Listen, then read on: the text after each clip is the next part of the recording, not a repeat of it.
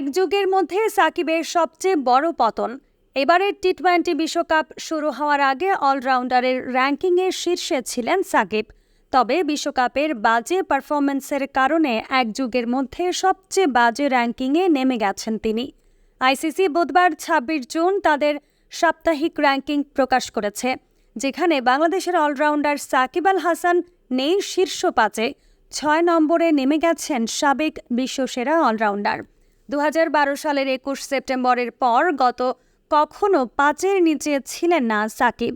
বিশ্বকাপের গ্রুপ পর্বে বাজে পারফরম্যান্সের কারণে র্যাঙ্কিংয়ে ৫-এ নেমে গিয়েছিলেন সাকিব।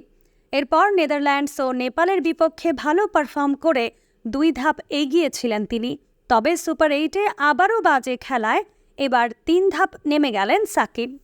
এদিকে শ্রীলঙ্কা বিশ্বকাপের গ্রুপ পর্ব থেকে বাদ পড়লেও তাদের অধিনায়ক হাসারাঙ্কা অলরাউন্ডারের শীর্ষে উঠে এসেছেন। গত সপ্তাহে র্যাঙ্কিংয়ে শীর্ষে ছিলেন অজি অলরাউন্ডার মার্কাস স্টয়নিস।